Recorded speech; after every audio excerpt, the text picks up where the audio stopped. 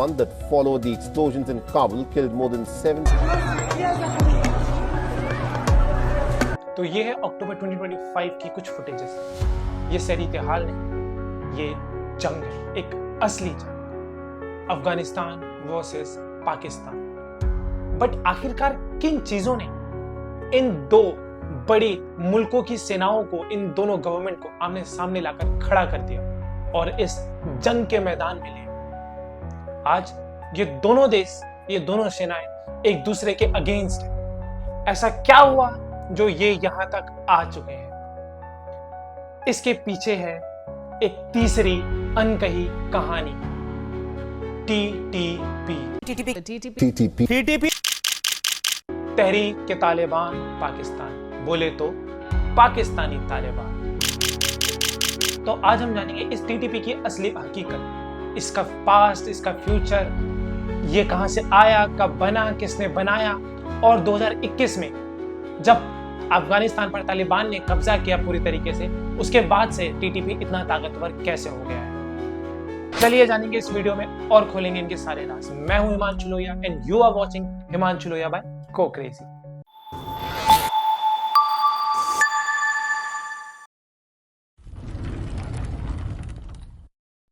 तो जो पहला सवाल निकल कर आता है वो ये आता है कि टीटीपी है क्या?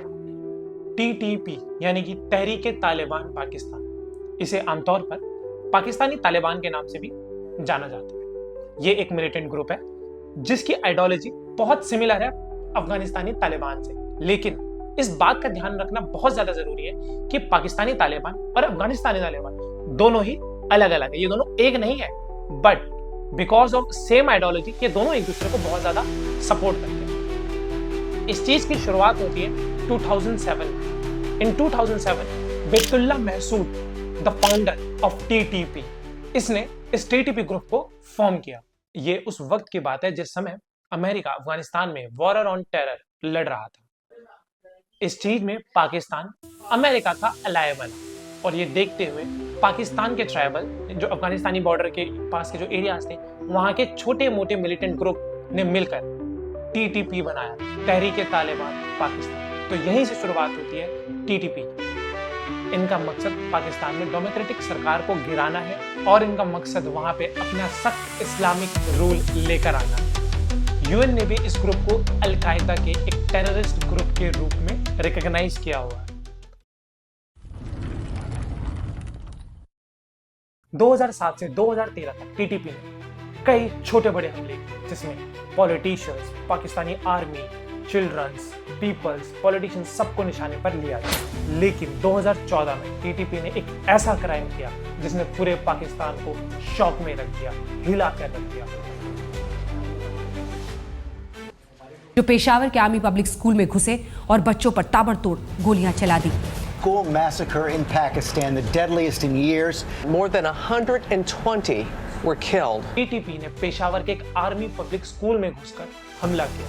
इस हमले में 130 से ज्यादा बच्चे और टीचर्स की जानें गई। इस इवेंट ने पूरे पाकिस्तान को एक शॉक में ला दिया। लेकिन इस मिलिटेंट अटैक का जवाब पाकिस्तानी सेना ने दिया एक ऑपरेशन के साथ, ऑपरेशन ज़र्ब-ए-अज़्म। इस बड़े मिलिटेंट ऑपरेशन में पाकिस्तान ने टीटीपी के कई बड़े लीडर्स को मार दिया। बहुत ज्यादा नुकसान हुआ टीटीपी का। Operation Zarb-e-Azab, it's an operation launched by Pakistan Army to clear terrorists in the hostile and tribal areas of North Waziristan. Zarb-e-Azab, its inter-services public relations says approximately 3,500 terrorists have been killed in this operation. और इस operation के बाद से 2015 से 2018 तक कई हद तक टीटीपी केवल छुपती फिरी और बचती फिरी, लेकिन ये बहुत ज्यादा टाइम तक चल नहीं पाया। एक गेम चेंजर मोमेंट आता है। The Taliban is in control of Afghanistan. The country's president has fled, and Western countries are scrambling to get people out. I've concluded that it's time to end America's longest war. It's time for American troops to come home. अफगानिस्तानी Taliban returns. Yes, 2021 में अफगानिस्तान पर तालिबान पूरी तरीके से कब्जा कर लेता है, क्योंकि कहीं ना कहीं अफगानिस्तानी तालिबान और पाकिस्तानी तालिबान दोनों की आइडियोलॉजी कहीं ना कहीं बहुत ज्यादा सेम है। इसीलिए ये मूवमेंट टीटीपी के लिए एक गेम चेंजर साबित होता है।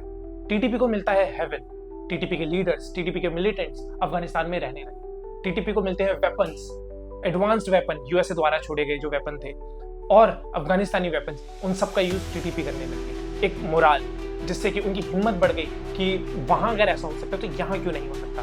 वो वहां पर अपना इस्लामिक रूल जिसे वो लाना चाहते हैं उसे वो क्यों नहीं ला सकते। इसी का नतीजा था कि 2022 से टीटीपी ने दोबारा अपनी एक्टिविटीज को शुरू कर दिया और 2023 और 24 तक आते आते टीटीपी पूरी तरीके से रिवाइव हो चुकी थी। टीटीपी मेनली 3 डिमांड्स को लेकर आई। पहली डिमांड, पाकिस्तानी आर्मी को ट्राइबल एरिया से हटाया जाए। डिमांड नंबर 2, 2018 का FATA-KP मर्जर वापस लो, यानी कि ट्राइबल एरियाज को वापस अलग रखो, अपने वर्जन का सीरिया लॉ लगाना। लेकिन पाकिस्तानी सरकार इन डिमांड्स को लेकर बिल्कुल भी राजी नहीं है। पाकिस्तान का कहना है कि टीटीपी को कॉन्स्टिट्यूशन के अंदर रहकर बातचीत करनी चाहिए और इसका सॉल्यूशन निकालना चाहिए। पाकिस्तान ने बातचीत भी की, सीज फायर भी किया, लेकिन अल्टीमेटली कोई भी सॉल्यूशन नहीं निकला, कुछ भी रिजॉल्व नहीं, क्योंकि जो टीटीपी है उसकी जो एंड ऑफ द डिमांड, जो मेन डिमांड है वो यही है, जो इस्लामिक लॉ है उसे लगाए, लेकिन जिसे पाकिस्तान मान नहीं सकती है। टीटीपी के अटैक्स इतने ज्यादा बढ़ गए कि पाकिस्तान का पेशेंस खत्म हो गया और पाकिस्तान ने एक बोल्ड स्टेप उठाया। अफगानिस्तान और पाकिस्तान के बीच तनाव चरम पर है। हाल ही में पाकिस्तान ने अफगानिस्तान की सीमा में घुसकर एयर स्ट्राइक की, जिसमें 10 लोगों की मौत हो गई। Homes flattened and residents left in shock. Local people say most of the victims of these airstrikes by Pakistan were civilians. Are reportedly on the rise along the Afghanistan-Pakistan border, as reports are now coming in that projectiles were apparently fired from Pakistan into Afghanistan. Now this comes as the two neighbors were to resume talks in Turkey to reinforce. Pakistan ने अफगानिस्तान के border के अंदर घुसकर TTP के हाइडआउट्स पर air strike की। ये एक डायरेक्ट एक्शन था जो कि अफगानिस्तानी तालिबान को पसंद नहीं आया और अफगानिस्तान ने पाकिस्तानी बॉर्डर पर जम के फायरिंग की। रिपोर्टर की माने तो दोनों तरफ के कई सारे सोल्जर्स मारे गए। यहाँ तक कि हालत इतनी खराब हुई कि अलग से कंट्रीज यानी कि कतर जैसी कंट्रीज को बीच में आकर दोनों कंट्रीज के बीच में सीज फायर करवाना पड़ा। मतलब साफ है कि टीटीपी अब पहले से कई ज्यादा ताकतवर और कई ज्यादा कॉन्फिडेंट है। तो सवाल उठता है कि टीटीपी को आखिरकार इतना सपोर्ट दे कौन रहा है। रिपोर्टर्स की माने तो टीटीपी के 6000 से 6500 फाइटर्स अफगानिस्तान में, जिन्हें वहां पे ट्रेनिंग, मोरल सपोर्ट, वेपन्स सब कुछ दिया जा रहा है। तो आखिरकार इसका फ्यूचर क्या है? एक्सपर्ट्स की माने तो टीटीपी के अटैक्स इसी तरीके से चलते रहेंगे।